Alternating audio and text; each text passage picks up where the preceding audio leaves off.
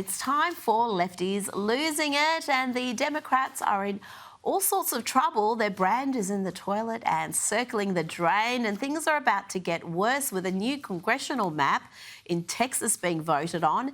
And that has Democrat Congresswoman Jasmine Crockett losing it. She may even lose her seat. She's certainly lost all sense of decorum. Listen to how she speaks about President Donald Trump here. Listen, Donald Trump is a piece of shit. Okay, we know that.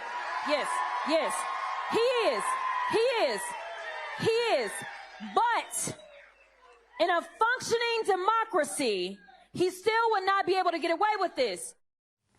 After her foul-mouthed, ghetto-like tirade against the US president, Jasmine went on the attack, this time with the Supreme Court, making all sorts of wild claims. But most importantly, the courts, especially the Supreme Court, is complicit. And so I think one of the places that we have to start is we are absolutely, they are the highest court in the land, and they have no ethics guardrails. Now you go down to the lower courts and they do. How much sense does that make? When we know that they're taking money, we have the paper trail, and they refuse to put guardrails on themselves, so it's time for us to do it for them. That all sounds rather insurrection-y to me. She doesn't respect the rulings of the Supreme Court. She just accused them of taking bribes. And here she is threatening to beat down Republicans. They expect Democrats to kind of be the nice guys that we are. They expect us to take the punch and say thank you. Well, I am here to tell you, not only are we going to punch back, but we about to beat you down. No one thinks Democrats are the nice guys, Jasmine. And did you see the others clapping there like deranged seals? And talking about deranged, here is Democrat Senator Minority Leader Chuck Schumer lying, just lying. You know, it keeps getting worse. Today, Donald Trump and the White House announced they're going to spend $200 million to build a large, fancy White House ballroom. This is what Doge was all about, folks. Cutting things, taking things away from you, and not giving it to some place that needed it, giving it to the big shots who run the show, Donald Trump at the top of the list. Maybe he can park his new plane in the big ballroom. It's probably big enough. Now, Chuck knew he was lying there. He knew. He's not stupid, but he knows he can get away with it. And so he felt rather comfortable fronting the media to repeat those same lies, suggesting taxpayers were footing the bill for this planned ballroom. Watch this clip, followed by a quick fact check from Caroline Levitt. Here's even something more confounding. Some breaking news. Just now, the White House announced construction of a $200 million White House ballroom that will begin in September. A $200 million ballroom. Where'd this money come from? Did Congress appropriate it? I don't think so. It's almost like Doge was never about waste at all. President Trump and other donors have generously committed to donating the funds necessary to build this approximately $200 million structure. Now, I've often argued that we need to bring back asylums, make asylums great again, and here is further proof that there is a shortage. This lefty is having a murderous meltdown because Donald Trump axed taxpayer-funded NPR and something called Tiny Desk. Cue tantrum. I don't give a Just kill him! You have to! Now, let's check in on some activists, those keen enough to make signs and turn up to protests, claiming the president is a fascist and the real criminals are in the White House. You know, you'd expect those folk to be really across the issues, have some in-depth knowledge. What crimes have they committed? Trump? Yeah, the ones in the Oval Office. What crimes have those people committed? You want to look it up on Wikipedia? There's like a list. Well, you made the sign, so I'm asking you. It's true. I'm at a protest, though. Yeah. I don't need to know anything. I'm here for my community. Okay, so you make a sign about people being criminals, but you don't know what you made it for? All right, so I make a sign supporting my community and the people in it. Yeah. And I'm not ashamed. I think he should be ashamed of it, but here are some more protesters who have absolutely no idea what they're protesting, who they're protesting or why, but they're there holding signs. Do you think Charlie Kirk is a white supremacist? I don't know who that is. who you're protesting. Charlie who? Charlie Kirk. I don't know who Charlie Kirk is. He's the CEO of Turning Point USA. It's the whole reason for the protest. Now, I've been accused of stereotyping folks with septum rings as lefties. Well, here is a septum-wearing lefty confirming that it's not a stereotype, it's just facts. All leftists look the same. Yeah, babe, it's because we want you to know, okay? I put the septum ring on and I said, everybody is going to be able to identify me as a leftist. Yeah. And here is another sad girl with a septum ring living up to the stereotype beautifully. I'm definitely not proud to live in this country. Trump is a piece of shit. The Republican Party is a piece of shit. You know why Kamala gave me hope? It wasn't her, it was Tim Walz. I'm a Minnesotan. I know what he stands for. Now, this next clip is rather adorable. Here you have a lefty mum, a Democrat, being trolled by her own son. This is love. So I'm staying the night with my son, and he has a very sick sense of humor. He made a Trump bedroom for me. Notice Trump toilet paper, Trump mug shots. And he said, open the closet, open the closet. A life-size freaking, I don't even believe it. Superb. She may be a lefty, but obviously she's raised a sensible son. I think you should do that to any lefty family members you may have. If you invite them over, decorate the room accordingly. Let's check in on how MSNBC are going. Here they try to do a live cross, but there's an aggrieved young man who looks rather familiar, and he had this important message to impart to MSNBC viewers.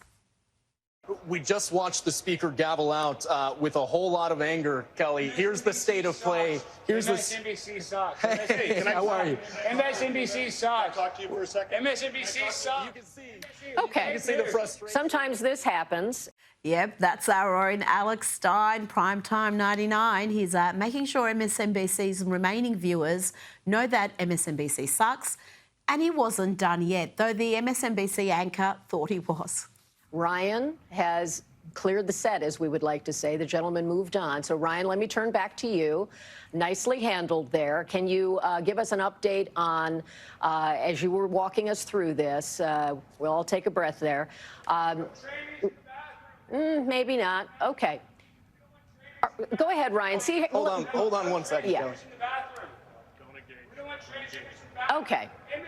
We're just going to pull the plug there. Thank Kelly, you, this Ryan. is all playing out in real time. It sure Passion is high. Yes. There's a whole lot of anger here, as you can see. So we're going to get control of this and come back to you when we can. Fair enough, fair enough. And we recognize people are expressing their views, and we're there to cover it. Joining me now is comedian and host of Primetime with Alex Stein on Blaze TV. Alex, what was that all about?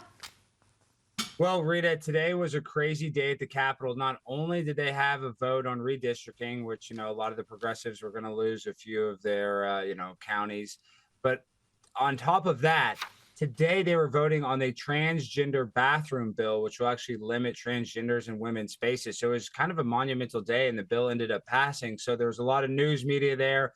And, MSNBC, even though they lie about a lot of stuff, they are right. The energy was high in the Capitol today. And once I saw my opportunity to call out the MSDNC after what they've done to Donald Trump and the propaganda that they spread, it felt good to just to tell them how much they stink as a news media company. Alex, I've got to say, MSNBC handled that better than I thought they would. I think deep down they know they suck. That's why they didn't fight it. But tell me about this bill that passed. What transgender laws have been changed in Texas?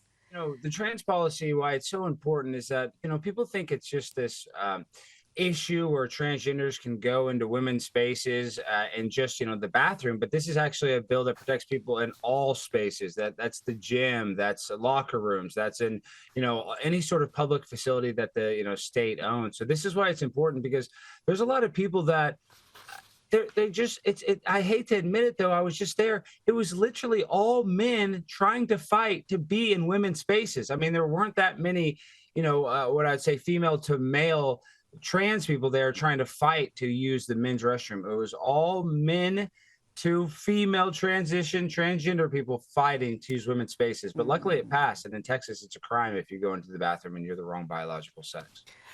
Well, that is good news. Now, played clips of Texas Congresswoman Jasmine Crockett earlier threatening to beat down Republicans, calling the president a POS.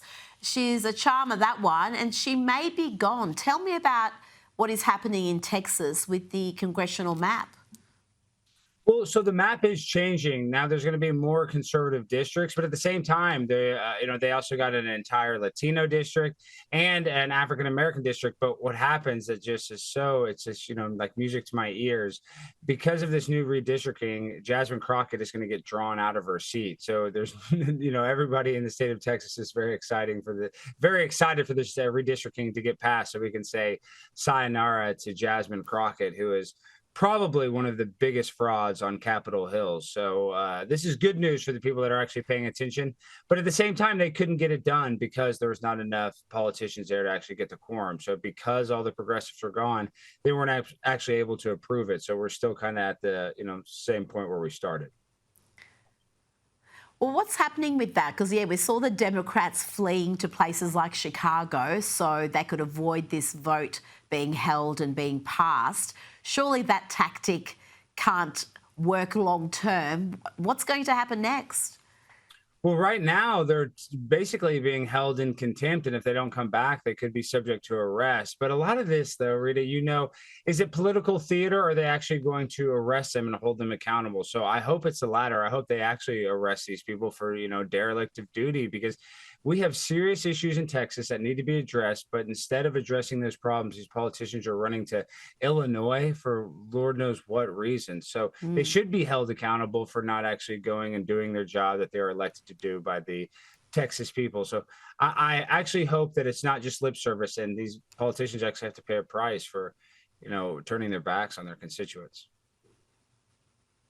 Well, the Texas Attorney General has threatened to arrest them, and I really do hope they follow through with that. It shouldn't just be a threat. There's got to be consequences for this sort of behaviour, and it is a dereliction of duty. You're 100% right there, Alex. Now, let's move on to this interesting case, a soccer fan being kicked out of a stadium for wearing a MAGA hat. This is still happening. This was at a St. Louis City game. So I'm Michael Weitzel. I'm being asked to leave by the police because of Donald Trump. Hey, I'm a Donald Trumper, dude. You're a Trump fan? I'm a man. Yes, Yeah. I am. So I just want all these coppers you got to deal with are MAGA, but they're not political. They don't want any kind of political. So those flags over there, those are pre-approved. those flags over there, those aren't political. So my question to you guys is: are these rules equally enforced on everybody? Alex, as he points out, people in the crowd are waving pride flags, trans flags, but somehow that's not political, but wearing a MAGA cap is political, and one is acceptable, the other isn't? Well, Rita, you know this. You spend a lot of time in the United States of America, and soccer may be the biggest sport globally, but here in America, we're all about American football. So this guy, if he goes to any NFL game this year, nobody's going to even, bat an eye. They'll probably celebrate him. So the fact that this is a soccer game, which is one of the least popular sports in our country, and they're kicking him out, it's really sad. I just hope that they don't go down the path of the WNBA and go out of business. We want more professional sports leagues, not less. So they need to stop alienating people, especially over half of the American people that voted for Donald Trump. Absolutely. But we've got to get you a little bit interested in soccer, Alex, because the US is holding the World Cup next year and it is going to be enormous. Alex Stein, thank you so much for your time tonight.